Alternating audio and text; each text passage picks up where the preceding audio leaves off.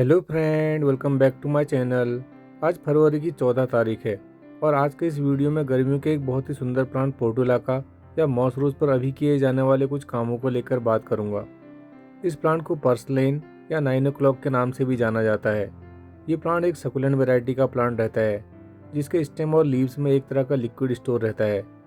इसका growing season mainly मार्च से लेकर अक्टूबर के महीने तक का रहता है और गर्मियों में लगभग हर घर में इसके प्लांट फ्लावरिंग करते नजर आ ही जाते हैं। जो प्लांट आप स्क्रीन पर देख रहे हैं ये इनकी देसी वैरायटी का प्लांट है जो एक परमानेंट प्लांट की तरह हमेशा आपके गार्डन में सर्वाइव करता है। इसमें एक हाइब्रिड वैरायटी के पौधे भी नर्सरी पर मिलते हैं जिनमें कुछ बड़े आकार के फूल आते हैं, लेकिन वो पौधे पूरे साल सर्वाइव नहीं कर पाते और सर्दियों के बाद हमें इनके नए पौधे खरीदने पड़ते हैं।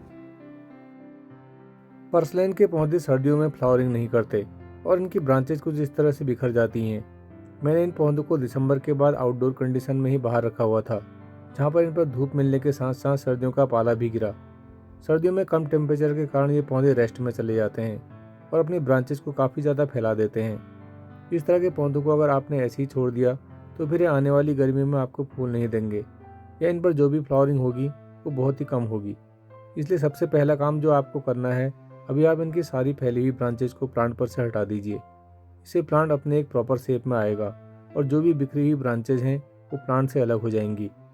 फरवरी के महीने ये काम करने से इनके कट वाले पार्ट से फिर नई शाखाएं निकलती हैं जिनसे फिर आगे चलकर ज़्यादा से ज़्यादा नई कलियां बनेंगी। लास्ट ईयर भी मैंने इन पौधों पर यही काम किया था जिससे इनमें नवंबर की स्टार्टिंग तक फ्लावरिंग हुई थी। ये मेरे कुछ और पौधे हैं जिनको मैंने हैंगिंग बास्केट में ग्रो किया है। मैंने इनकी हार्ड प्रूनिंग जनवरी की स्टार्टिंग में ही कर दी थी, जिस कारण अभी इनमें नई ग्रोथ दिखाई दे रही है, लेकिन अभी भी ये काम करने के लिए काफ़ी समय है। अगर आप फरवरी की एंड में भी अपने इन पौधों की कटाई छटाई करते हैं तो भी ये पौधे मार्च के महीने से फ्लावरिंग करना स्टार्ट कर देंगे। बस आप इनको ऐसी जगह पर ग्रो कीजिए जहाँ पर दिन भर में इनको ज़्यादा से ज़्यादा सनलाइट मिल जाए। जिन साथियों के ये पौधे रूट बाउंड हो चुके हैं वे भी इनकी रिपोर्टिंग भी कर सकते हैं। कुछ साथियों को लगता है कि इनकी इस तरह की वेस्ट ब्रांचेस से नए पौधे तैयार हो जाएंगे, लेकिन फ्रेंड, नए पौधे इस तरह की पुरानी ब्रांचेस से ग्रो नहीं होते। जब प्लांट पर फ्लावरिंग स्टार्ट होती है उसी समय इसकी कटिंग से इसके नए पौधे तैयार किए जाते हैं, इसलिए इस समय आप इस काम को ना करें। पौधों की कटाई छटाई करने के बाद दूसरा काम है इनकी गुड़ाई करना, क्योंकि ये पौधे लगभग 1 साल तक एक ही मिट्टी में ग्रो होते हैं और सर्दियों के समय के बाद तो इनकी सॉइल इतनी ज़्यादा हार्ड हो जाती है कि अगर इनकी गुड़ाई नहीं की गई तो आने वाली गर्मी में इन पौधों की जड़ें मिट्टी के अंदर ठीक से ग्रो नहीं कर पाएंगी। हालांकि इन पौधों की ब्रांचेज ऊपर को ग्रो करने के बजाय गमले की मिट्टी में ऊपर साइड पर ज़्यादा फैलती हैं, इसलिए इनकी ठीक से गुड़ाई करने में थोड़ा प्रॉब्लम तो रहती है। लेकिन फिर भी आपसे जितना हो सके गमले के ऊपर की मिट्टी की 1 सेंटीमीटर के आसपास गुड़ाई जरूर कर लें। इसकी जड़ें गमले के अंदर ज़्यादा डीप नहीं जाती, इसलिए ज़्यादा डीप गुड़ाई करने की ज़रूरत नहीं है। बस ऊपर से मिट्टी को हल्का सा पलट दें जिससे मिट्टी में हवा का एक अच्छा सर्कुलेशन बन जाए। गुड़ाई करने के बाद अगला काम है इसको फंगस से बचाने के लिए फंजीसाइड का यूज करना। मैं यहाँ पर 5 ग्राम के आसपास फंजीसाइड को 1 लीटर पानी के लिए यूज कर रहा हूँ। इसके यूज से प्लांट तो हेल्दी होते ही हैं, साथ ही बाद में जो भी फूल निकल कर आते हैं उनमें बहुत अच्छी चमक भी दिखाई देती है। इसी पानी में मैं 5 ग्राम के आसपास NPK 19-19-19 के पाउडर को भी मिक्स कर रहा हूँ। इस तरह के पौधों के लिए ये एक असरदार फर्टिलाइजर रहता है जिसमें नाइट्रोजन, फास्फोरस और पोटेशियम बराबर रेशियो में रहते हैं।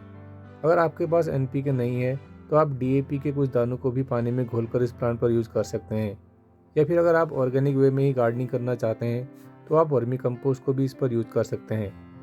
फ्रेंड, इस तरह का लिक्विड इन पौधों को किसी भी बीमारी से बचाने के साथ साथ इनकी ग्रोथ को भी बूस्ट करता है।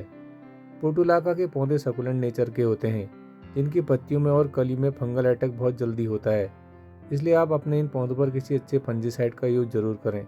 मैं जनरली अपने सभी पौधों पर साफ कंपनी की फंजीसाइड का यूज़ करता हूँ, लेकिन आप किसी भी फंजीसाइड का यूज़ इन पौधों के लिए कर सकते हैं। ये सब काम करने के बाद अपने इन पौधों को फुल सनलाइट में ग्रो कीजिए। ये पौधे मई जून की तपती गर्मी में भी फ्लावरिंग करते हैं, इसलिए इनको ऐसी जगह पर ग्रो करें जहाँ पर दिन भर में इनको लगभग 6 घंटों की धूप मिल जाए। तो फ्रेंड, ये था पोर्टुलाका या मॉसरोज के प्लांट पर अभी किए जाने वाले कुछ ज़रूरी कामों को लेकर आज का वीडियो। नर्सरी से हर साल नए पौधे खरीदने से बेहतर है कि हम एक ही पौधों को सालों साल अपने गार्डन में ग्रो करें। बस इसके लिए हमको इन पर टाइम टू टाइम कुछ न कुछ काम करने की ज़रूरत रहती है और पौधों को ग्रो करने का असली मज़ा भी यही है। आपकी इस बारे में क्या राय है, कमेंट करके बताइएगा। अभी के लिए बस इतना ही, फिर मिलते हैं किसी नए वीडियो में किसी नए टॉपिक के साथ। तब तक देखते रहिए gardening with RPJ. Thanks and happy gardening.